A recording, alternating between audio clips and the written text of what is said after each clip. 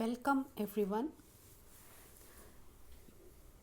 पिछले क्लास में मैंने आपको राजनीतिक संस्कृति की परिभाषा के विषय में बताया था और राजनीतिक संस्कृति किन आधारों पर बनती है या राजनीतिक संस्कृति के क्या निर्माणकारी तत्व हैं, इन सारी बातों की विवेचना की थी।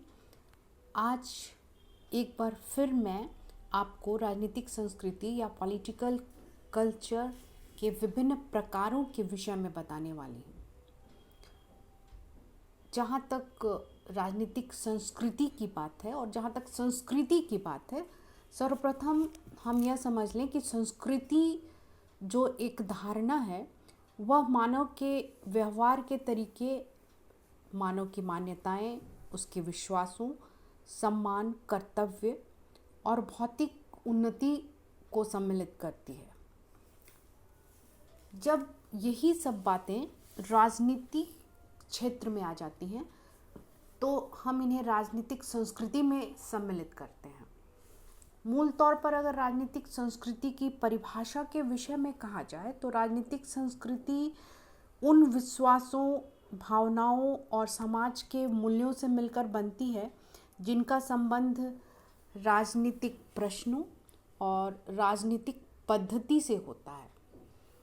वास्तव में राजनीतिक संस्कृति एक ऐसी धारणा है जिसे हम अमूर्त धारणा कह सकते हैं, जिसमें अनेक तत्व सम्मिलित रहते हैं और जिसमें अनेक बातें जैसे समाज की सामान्य संस्कृति, समाज का सामाजिक आर्थिक संरचना, मनुष्य के धार्मिक विश्वास और विचारधाराएं सम्मिलित रहती हैं।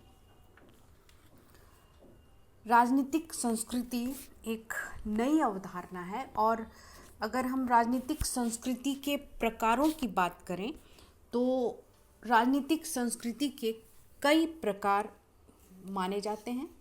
विभिन्न राजनीतिक विचारकों ने अपने अपने ढंग से राजनीतिक संस्कृति के प्रचारों के विषय में कहा है। जब हम संख्या और शक्ति के आधार पर राजनीतिक संस्कृति को बांटते हैं तो राजनीतिक संस्कृति दो प्रकार की होती है।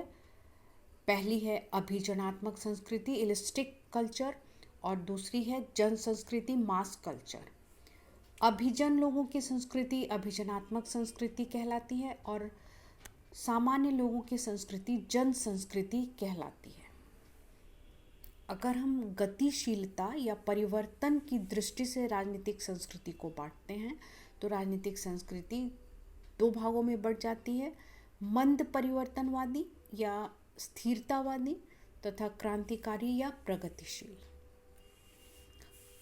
सर्वांग समता के आधार पर भी राजनीतिक संस्कृति को वाइसमैन नामक राजनीतिक विचारक ने बांटा है और उन्होंने इसके तीन भाग कर दिए हैं।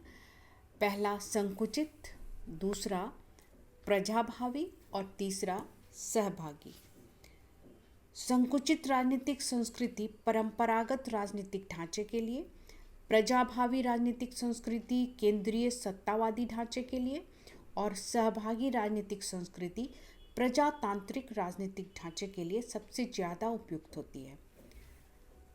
अगर इनका हम फिर से विभाजन करें या उपविभाजन करें तो पुनः इसके तीन रूप हो जाते हैं और ये तीन रूप हैं। पहला संकुचित प्रजाभावी राजनीतिक संस्कृति, दूसरा प्रजाभावी सहभागी राजनीतिक संस्कृति और तीसरा संकुचित सहभागी राजनीतिक संस्कृति।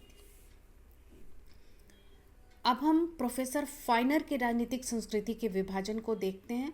उन्होंने राजनीतिक संस्कृतियों को 4 वर्गों में बांटा है। पहला परिपक्व या मैच्योर, दूसरा विकसित या डेवलप्ड, तीसरा निम्न या लो और चौथा न्यूनतम स्तरीय मिनिमल। इसके अलावा उन्होंने एक और वर्ग बताया है, पूर्व फ्रांसीसी क्रांति की राजनीतिक संस्कृति। और फाइनर का यह विचार है कि परिपक्व राजनीतिक संस्कृति में ये विभाजन होने चाहिए। अब हम आमंड की बात करते हैं। आमंड ने राजनीतिक संस्कृति के विषय में कहा है कि राजनीतिक संस्कृति राजनीतिक व्यवस्था या पॉलिटिकल सिस्टम से जुड़ी हुई होती है।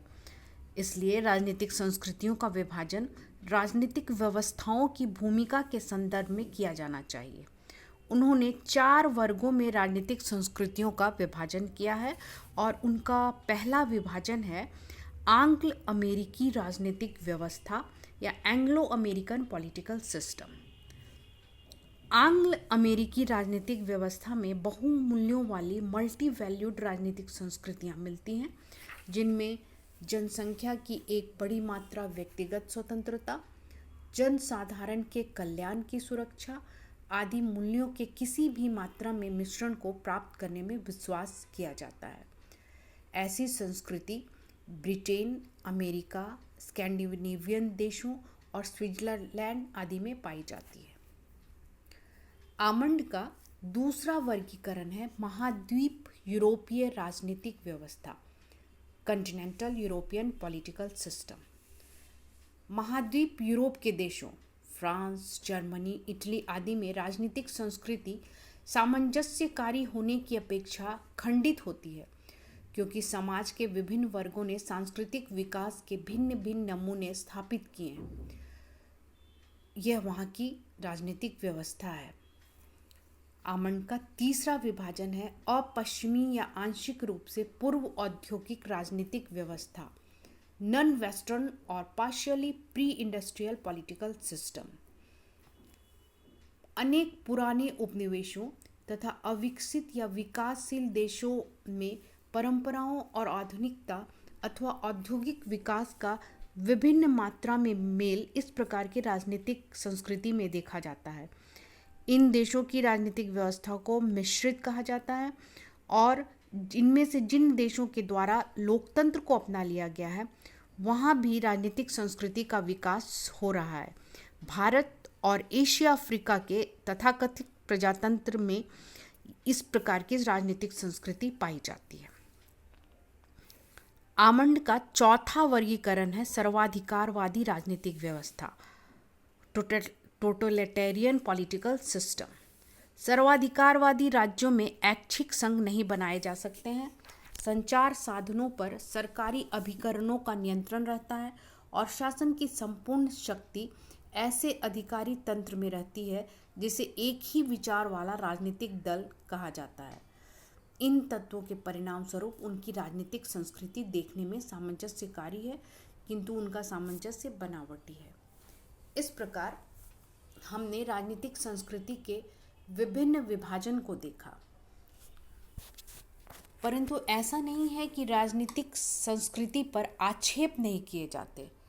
राजनीतिक संस्कृति पर आक्षेप करते हुए यह कहा जाता है कि राजनीतिक संस्कृति पुराने विचारों को ही नया रूप देने का नाम है।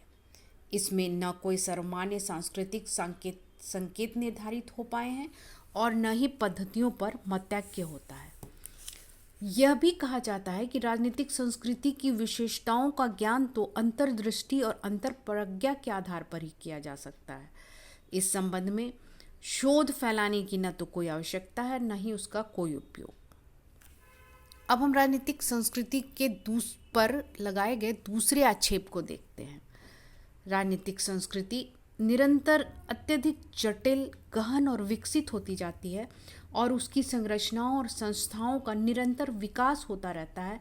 ऐसी स्थिति में सिद्धांत निर्माण का कार्य बहुत अधिक कठिन हो जाता है और राजनीतिक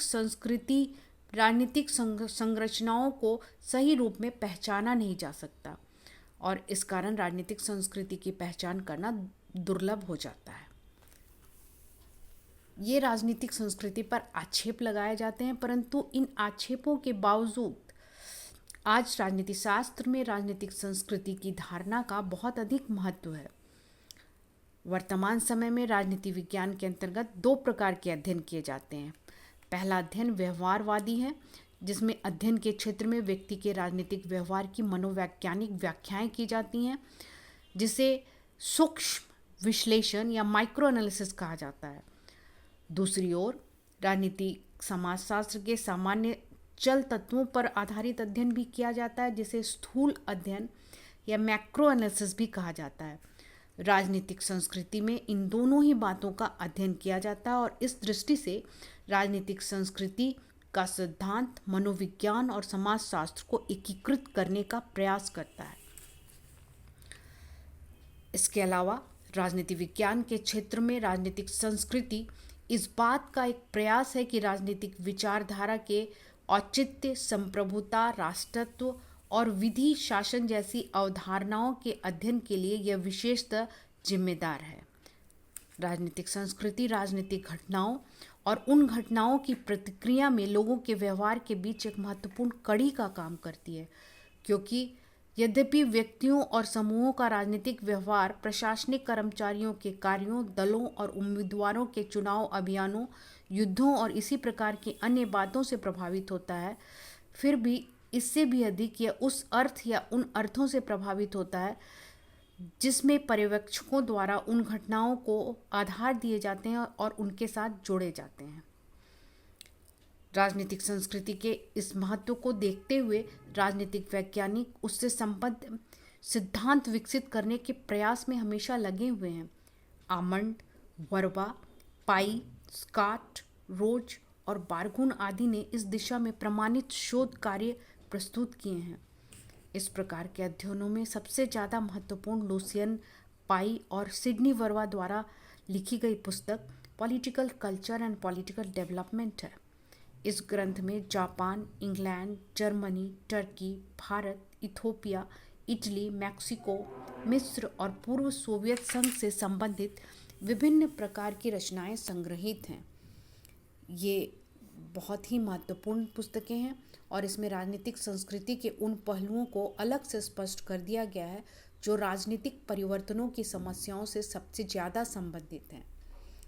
इनके अलावा रजनी कोठारी की पुस्तक भारत में राजनीति, पॉलिटिक्स इन इंडिया 1970 और आमंड और वर्बा की पुस्तक सिविक कल्चर 1963 भी इस हाल में इम्पॉर्टेंट हैं।